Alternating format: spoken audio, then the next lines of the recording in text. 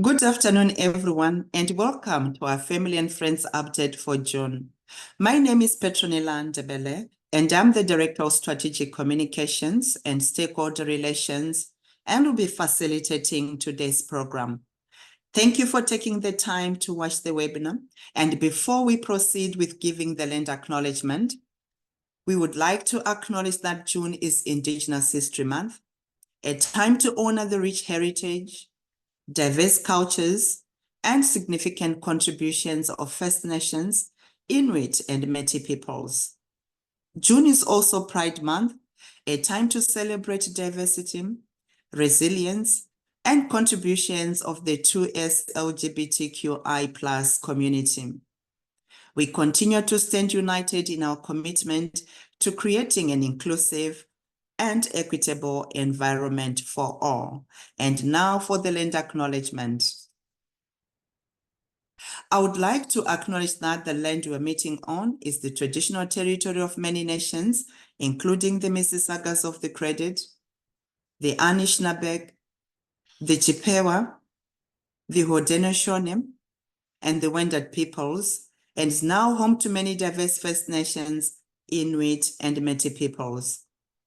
We also acknowledge that Toronto is governed by Treaty 13, signed with Mississaugas of the Credit, and the Williams Treaties signed with multiple Mississaugas and Chippewa bands. We also acknowledge that we are all treaty peoples, including those who came here as settlers, as migrants either in this generation or in generations past, and those of us who came here involuntarily, particularly as a result of the transatlantic slave trade. Today, we pay tribute to the ancestors of those of African and Indigenous origin and descent. This afternoon, our updates are all about support as we work towards our goal of putting people we support first. We are pleased to share some new resources with you. And for our Community Unplugged, formerly our fireside chat session, we are glad to have our guest, Mark Isles, who has a long association with Community Living Toronto and is also one of our 75th anniversary storytellers. And now for our first presentation, I would like to call upon Tom Gaspar, Community Engagement Coordinator, with some exciting news on New Dads Supporting Dads Support Group. Tom, over to you. Thanks so much, Petronella. Hi, everyone. My name's Tom Gaspar. I'm a Community Engagement Coordinator with Community Living Toronto. I've been in the role since April of this year, and I was excited to learn that I was able to bring forth a new initiative, and I've chosen to create a Dads Supporting Dads group for members of our organization and for those outside of Community Living Toronto. So we're going to be offering some virtual as well as in-person opportunities to connect. And as I mentioned, so we're going to be launching this month. We're going to have our first meetings at the end of the month. And again, we're opening this up to those already associated with Community Living Toronto and those new to our organization. And a really important part of this opportunity is that I want members to feel like they're able to bring forth ideas and suggestions and how they foresee this group coming into action and supporting one another. So to connect with me and to learn more, by all means, you can reach out to me by phone or email. You can reach my phone at 437-688-1139 or by email at tom.gaspar, Gaspar, at cltoronto.ca. And I'd be more than happy to have a chat with you to discuss the Dads Supporting Dads group and how you might be able to join. So thanks so much for having me, and hope you have a wonderful rest of your June. Thank you for that heartfelt presentation, Tom. With Father's Day celebrated last week, it's a perfect way to recognize all the amazing dads out there as we continue to build our community. And now moving from a parent to a sibling support system, it is my pleasure to welcome Mark Isles and Brad Saunders, our CEO, for our Community Unplugged session. Thank you for joining us today, Mark, and over to you, Brad. All right, thanks, Petronella. Here again with another of our conversations with people that are connected with Community Living Toronto. And I'm really pleased this afternoon to have a conversation with Mark Ailes, who's been a friend of and supporter of Community Living Toronto for many years, from a connection with his brother and his parents' connection with Community Living Toronto. So, Mark, thanks for joining us. My pleasure. Thank you, Brad. Yeah.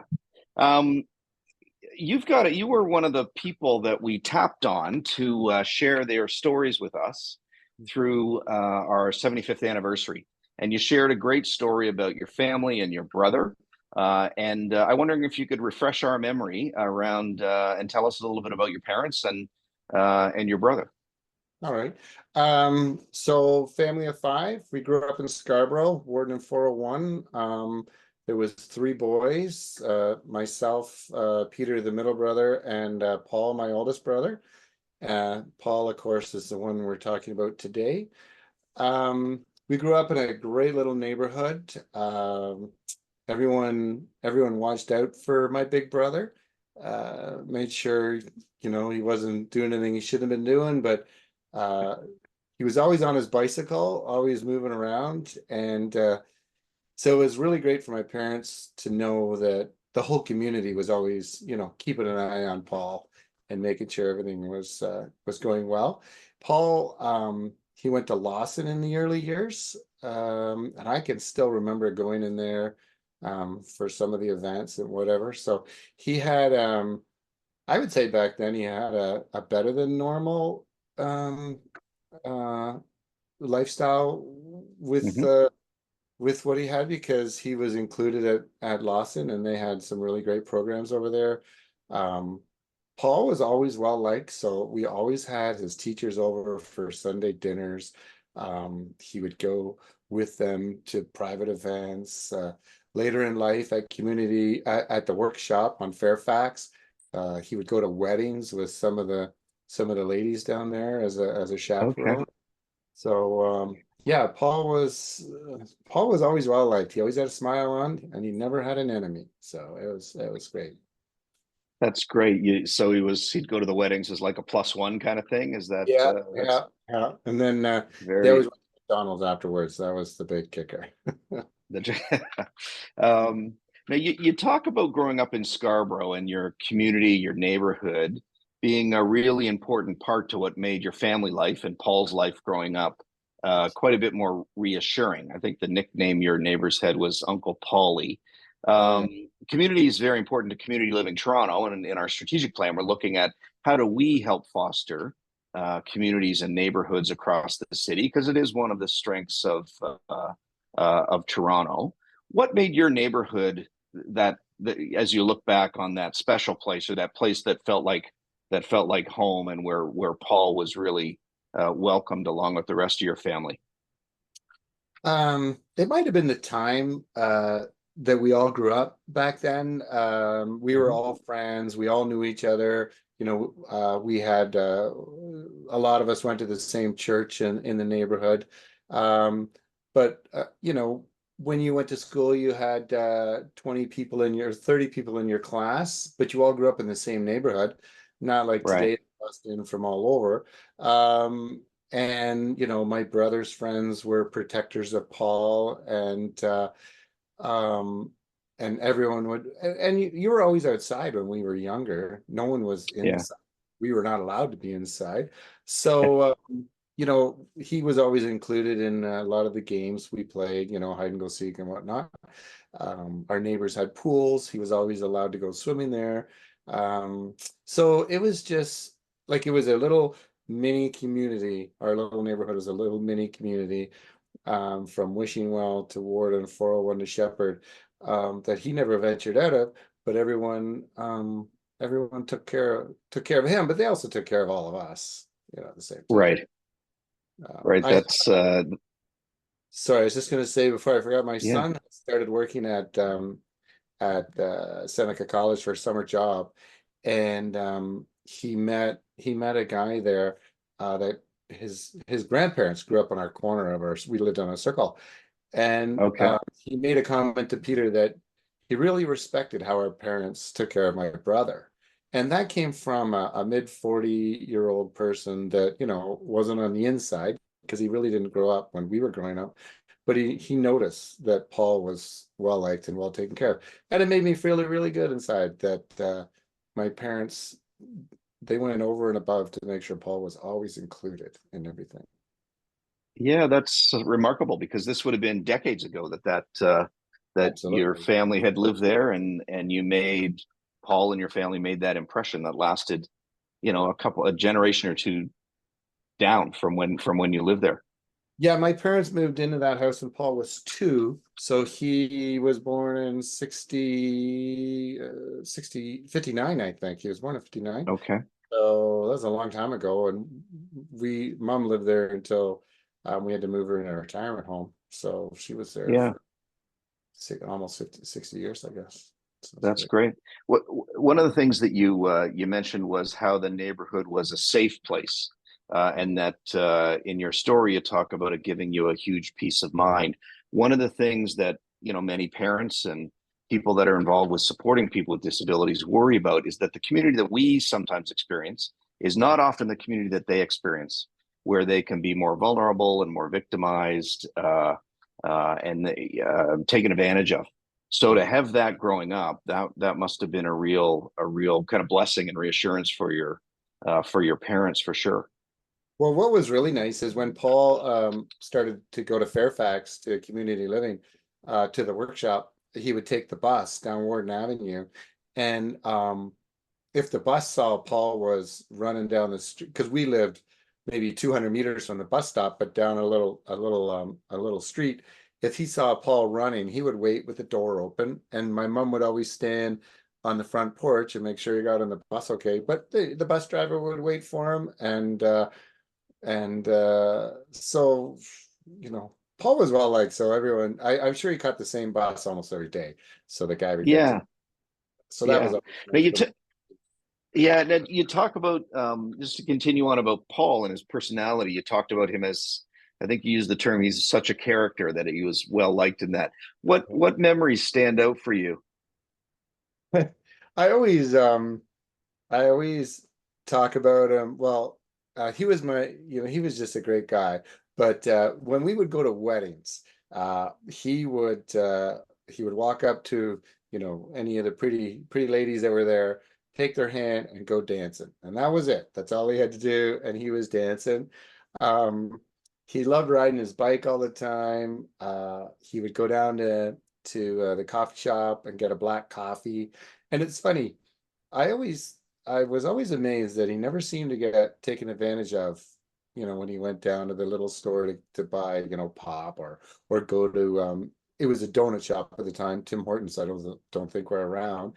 And he always came back with the right change. So no one ever took advantage of him like you know, could have been easily done. I always was amazed at that. That was just nice human spirit.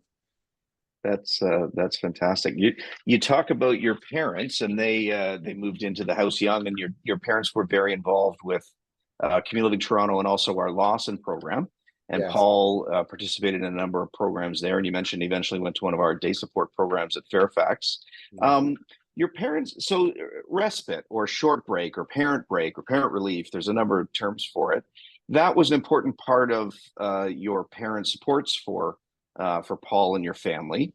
Did you have conversations with them about how they felt about respite and why they used it and how it was of benefit to them? You know, it's funny because we grew up in a busy house. My mom never worked as a job. She sure worked around Yeah. the house. So she was always involved in the community with the church. And I remember there was a person in our neighborhood with a severe disability, and she would go there and manipulate his legs with the ladies. And she had a rug hooking group and everything. So I remember my mom was always busy. My dad was always busy at work. And so Paul would play with us if they were out, whatever. Or Paul, he was pretty self-sufficient too. He Right. could take care of himself quite well. One great thing we had was we would spend the whole summer up at a YMCA camp called Geneva Park. And it was Mhm. just another avenue when we were there. Um, Mom never had to worry about Paul. He could swim like a fish, and so he wasn't ever going to drown. He was on his bike, but there was, I don't know, 500 or 600 people at this camp. We all had our own little cottages, and everyone there would always be looking out for Paul too. So during the day, all summer long, my mom would have a super break because she could just, do summer activities and whatnot. And Paul would be Paul would sit in the ski boat all day and tell people when the skiers fell. That was his job with all the people The down there. spotter. The spotter, exactly. And they loved him down there, and he would go to the tuck shop. But that was another place that my parents never had to worry about him because the whole camp was keeping their eyes open for him. So it was wonderful. And That was the thing. That ability to not have to worry, to feel like he's enjoying himself and in a safe space. And we were very fortunate with my grandparents. My mom's side, Paul used to go there for weekends, so that would give my mom and dad a break. I talked to a friend of mine. They've had a child with the same disability as Paul, and they said something really unique the other day because they have 3 kids. They have Hudson, who's loved to death at school, and then the 2 girls. And they said to me the other day, Jeff and his wife were talking, and they said, "We get to have Hudson forever." And I'm like, wow, like we're trying to get rid of our kids all the time, and they were just so happy that they're gonna have Hudson forever. And I'm like, wow, that's such a great way to look at that you're gonna have this great person around. Yeah. Now, I wonder if you have any thoughts. I know Paul passed away a while ago, and you've been without him for a bit of time, and I want to ask you about that. But in terms of what the system or the services that are available now versus what was available when Paul was growing up, and you were a bit younger then, obviously, so you might not have the best recollection or have been involved at the time. But any contrast between then and now? What are your reflections on that? Yeah, this is a sore spot with me. Years ago, when the Liberal government changed the minimum wage, and a lot of the group homes changed, not group homes, sorry, the workshops changed. Workshops, yeah. That they couldn't run as effectively as they did. To me, that was so frustrating. I remember listening to the minister at the time saying, well, a lot of these people will find jobs elsewhere. And they had jobs. They had great jobs. And some of my fondest moments of my brother was going to those, going down to Fairfax for their events, and the pride they all had in their job. And to us, it probably wasn't a very meaningful job, but it sure was to them. Yeah. They worked extremely hard at whatever they did. They were good at it, and they had their parties down there. And a lot of that has changed and never to go back, unfortunately. And it just gave my brother, it gave him something to do and look forward to, and meaningful in his life. Like so that sort of sense of hanging out with friends and belonging somewhere was not something that was made up elsewhere in his life once he wasn't able to do that anymore. I mean, the issue around the closure of that, as you know, had a lot to do with paying minimum wage and making sure people weren't sort of taken advantage of economically. But to your point, there was something that was lost in that for some. That's when the government has to step up and say, listen, not all Ontarians are not equals, maybe the wrong word. Right. Maybe there's different situations that we do things differently. Right. My brother lived in a nice home. He didn't need minimum wage to survive. He was fine. Right. He got his minimal paycheck every 2 weeks. He was so proud. He would always give it to my mom for room and board. It was crazy, like $3 or whatever, and she would take it. But it gave him pride. And that so sense of purpose. After that changed, he ended up spending more time with my dad, and they would go, to restaurants and bars and shopping and whatnot, and fill his time that way. But I don't think Paul, he really enjoyed going to work. And a funny note, I had a celebration of life for him recently, and 2 of the people from community living at Fairfax, George, and I forget the other guy's name, they came to my brother's event, and it Oh, made me nice. nice inside. So Nice. Excellent. you know, they were all a big, you know, bunch of buddies down there. It was great. Yeah, no, it must be a big loss that because your parents are no longer with us, and you've lost your brother. Any how does that all sort of sit with you? I guess you've been processing a lot over the The last little bit. the toughest time is holidays, of course, but also Paul loved our cottage, so he loved to swim. When he was younger, he would always go in the tube behind the boat, but he was just always there, and he would love. Yeah, He just like having a beer, sitting on the dock with my mom, and enjoying himself that way. So those are tough. I kind of get a little sad when I think those days. yeah, And yeah, we tried to include him as much as we could. You know, we all have busy lifestyles. But he yeah, also, Paul liked his private time as well. So yeah. if he was watching a good TV show, he didn't want you to bother him. It was, you know, Right. he'd come home, get a beer, go up to his room, watch a show, wait for dinner. That was his thing. So yeah, it was fun. Excellent. Excellent. Nice routine. Yeah. Now, Mark, you've been quite generous with us and our Shadow Lake program over the years, and that was a place that that Paul loved going to. Can you talk a little bit about what Shadow Lake meant to him, and then again, why you chose to support us out, to help us out over the years quite faithfully?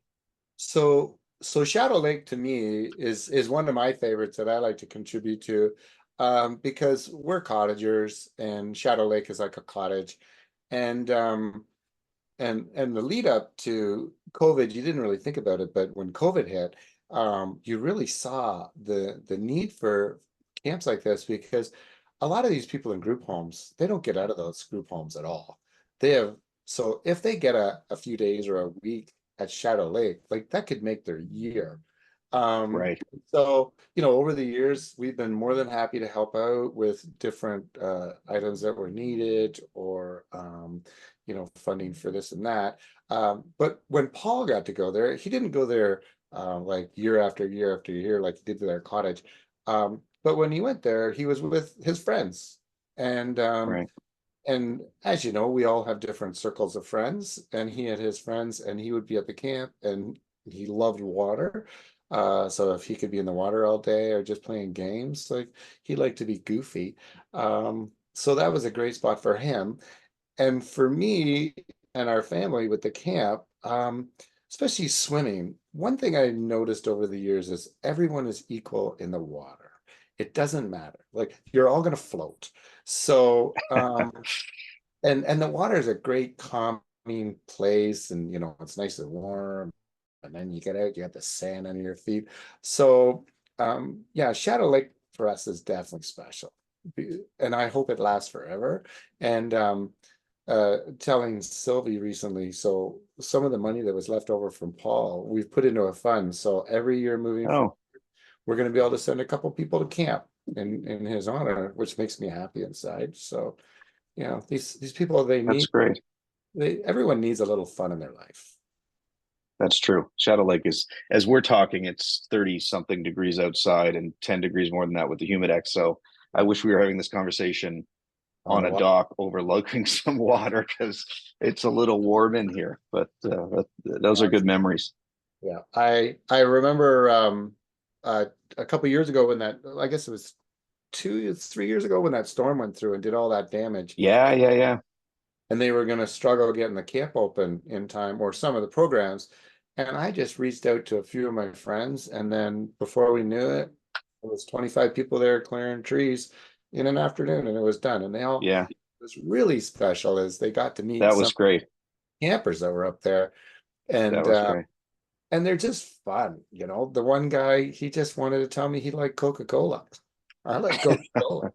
Yeah, we all so That's true. you know, you reach out to your friends, and they step up to the plate, and Yeah. out the people at Shadow Lake, which was great for us. Yeah. So, And I don't think it was just a storm. I think it was a tornado that went through, right? And yeah, ripped up a bunch of trees and knocked some stuff. That was quite the event. oh, it was terrible that that storm that went through. Yeah. Yeah. A few weeks ago, we held our Leaders in Philanthropy event, and I know you attended. And you've been a recipient in the past as well. And Rocco Rossi spoke to us as a group and talked to us for 10 or 15 minutes. Great speaker, really engaging, and had a great message. You mentioned that some of the things that he mentioned that night really resonated with you. And you got a couple minutes to chat with him. What stood out for you? I know we mentioned this before. He had a little comment about the nonprofits, how we're not nonprofits, you know, we're bigger and more important than that. But just his story and how he worded everything, and then I started telling him a little bit about my brother, and I started to tear up, and he just put his hand on my shoulder. He says, "You're allowed, you know, you're allowed to do that," which was great. He was a wonderful speaker, and he, you know, his own track across, I forget what part of the world it was, but Spain.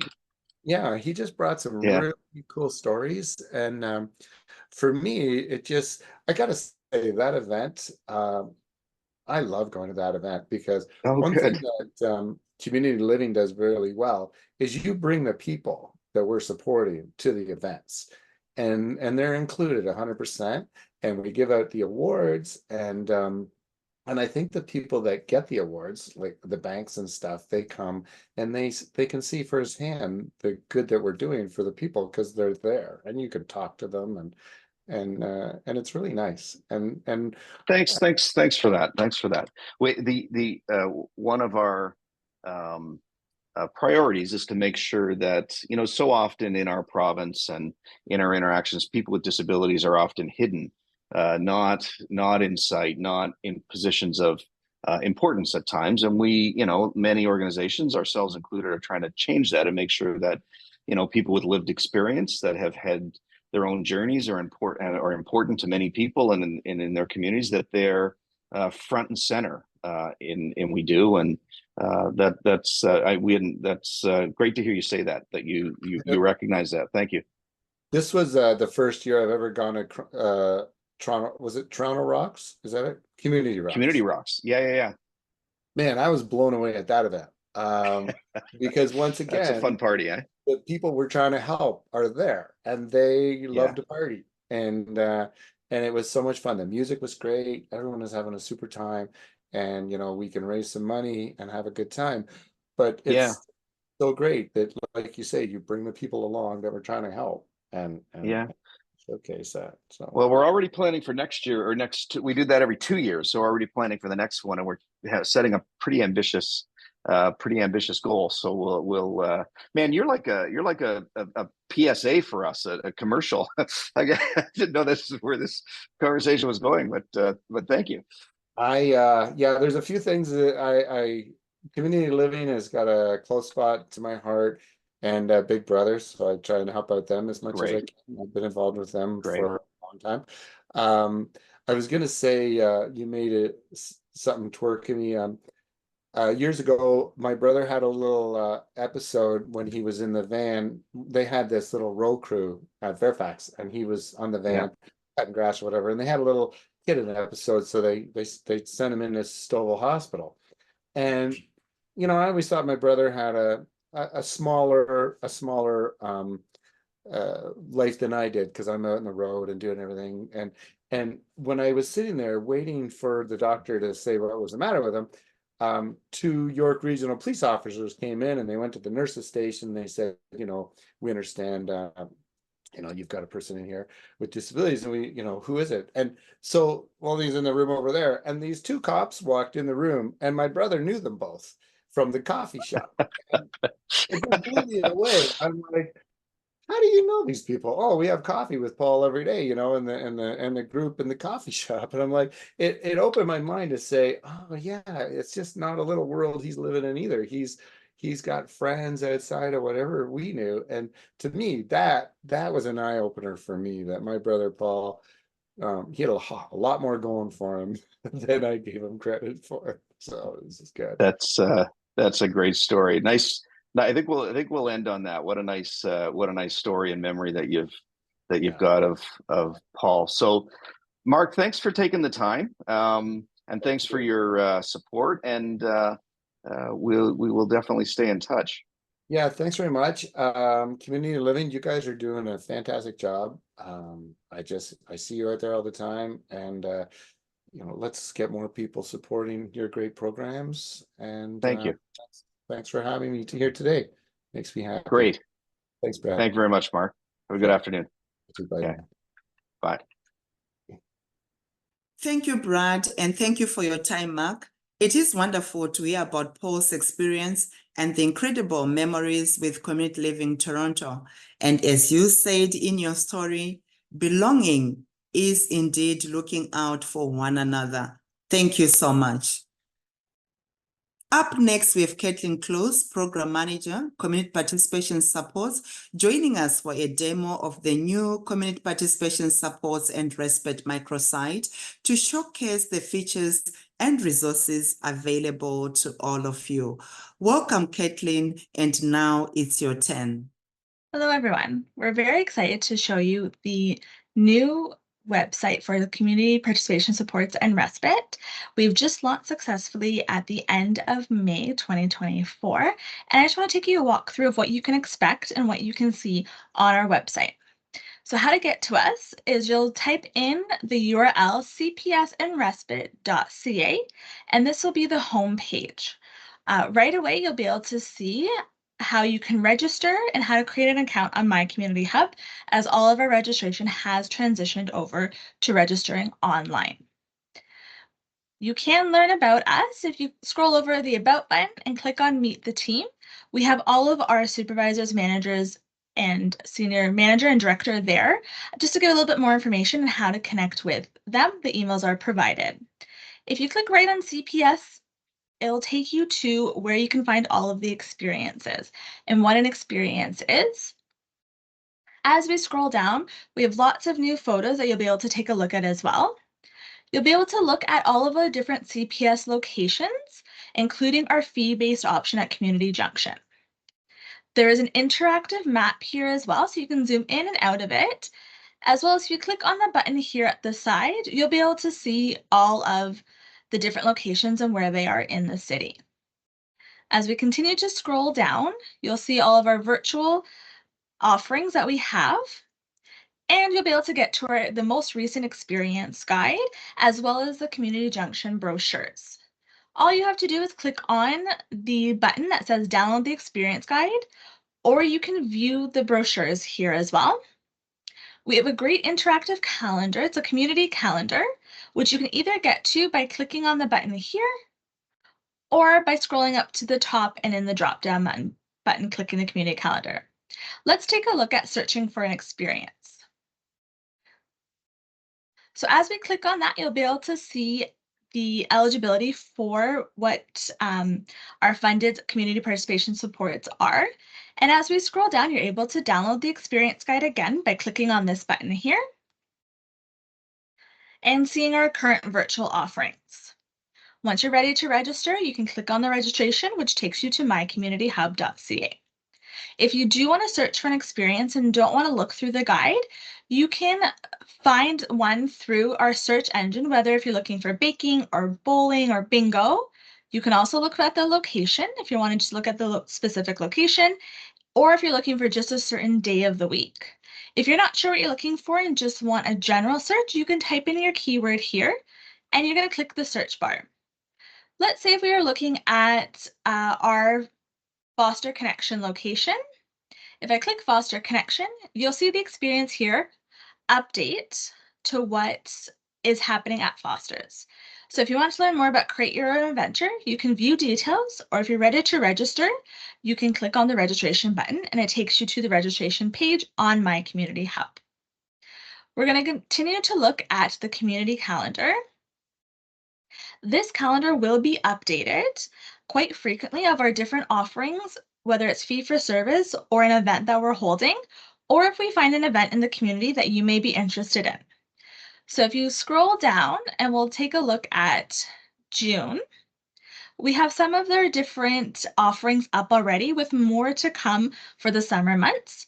So you can check out this calendar and click on which event that you would like more information on, and it'll take you to the page and you'll see all the information, when it's happening, where it's happening, and then the website link is the registration page on My Community Hub. If we go back just for 1 second to the calendar and we scroll down, you'll see this link to subscribe to the calendar. Once you click on it, you can link your personal calendar with this calendar here, and anytime we update a community event, it will appear on the calendar that you've linked together. As we scroll over to the top bar again, we're going to click on Respite. Here you'll see everything that you need to know about Respite, how to get in contact with them, what services are available, and how to access Respite, whether it's for adults or kids. Then I'm just going to take you to connect and frequently asked questions. So we have our general email as well as phone line for both community participation supports and Respite. We always do want to hear from you. So you're able to fill out a feedback form consisting of your name, number, email, and a brief message of what you would like us to get back to you on, or any comments or questions you may have. Once you press send, our team will be able to get the email and respond to you. We also have some frequently asked questions for both community participation supports, as well as if we scroll down Respite. All you have to do is to get the answer to the question is click on the little plus button, and then the answer will appear. You can click on the plus button again to close it. Our last section that we have on the website is our news and resource section. Here we're going to continuously update any new information that comes out through community participation supports or Respite, as well as any resources that we've been told by families that are very helpful or ones that we find helpful as well. Again, you'll be able to click on where it says read more to find out more information about the topic. You can also filter it by latest if you're just looking for any news that we have, or if you're just looking for a specific resource. You can also search within this page here to find what you're looking for as well. Our hope for this website is that it'll be a clean place for you to find all information related to community participation supports and Respite at Community Living Toronto. Thank you for your informative walkthrough, Caitlin. This is indeed a great resource for everyone to access. And as we talk about these wonderful community participation activities and events, we are pleased to share with you a short video of The Mix. The Mix is a community event that is hosted once every month by a community participation supports team. Let us watch this video now.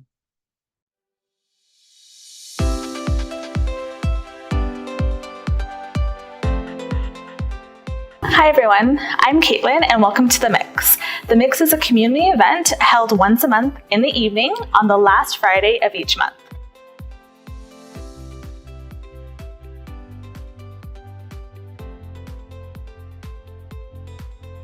The Mix social event is a great example of how we've evolved from the former day programs concept of what is now referred to as community participation supports.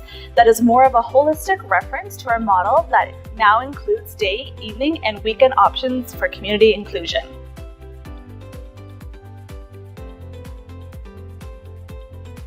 Backed by popular demand, The Mix re-emerged in September 2023 after a 3-year pause due to the pandemic.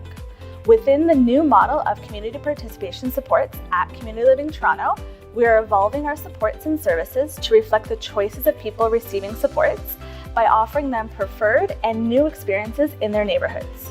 With our strategic goal of putting people we support first, we continue to grow based on the feedback from our customers and community. As of today, we've hosted 7 successful Mix events at our Fairfax location, attended by approximately 100 guests for each event and supported by a dozen passionate and committed volunteers. We've organized a new group inclusive of recreational therapists, community engagement coordinators, community support facilitators, and site staff to establish what we're calling the Mix and More. The goal of this new group is to enhance, expand, and replicate these and similar events at different locations across the city to meet our growing demand and the desire for social interaction with old and new friends. Volunteering at The Mix is also providing new ways for people supported to engage in their community by actively helping to support these events. There is a mutually beneficial experience for the people being supported and the value social role volunteerism. The pre- and post-pandemic environment has changed for everyone, and so have the needs of the people we support. We are therefore being responsive and intentional with our support models to meet these changing needs. We have also successfully onboarded 12 new volunteers who have shown great motivation and commitment to their roles in making these events a huge success. We are confident this will further foster the opportunity for people to conveniently access community-based events and volunteer opportunities in their neighborhoods. The Mix, in its new form, has been very successful in bringing more and more people together in a fun social gathering and helping to foster people-first valued roles and community inclusion. My name is Courtney Jackson. I came to this dance today to enjoy myself and meet new friends. I just like seeing people have fun, people smiling, laughing. Like, it's always a good time. Like, everyone comes happy and they pretty much leave happy. We played on stage, and I liked the diversity of people that were supportive. We got them to join in with what we were doing, singing and playing instruments. See you. See you at the next. Yes.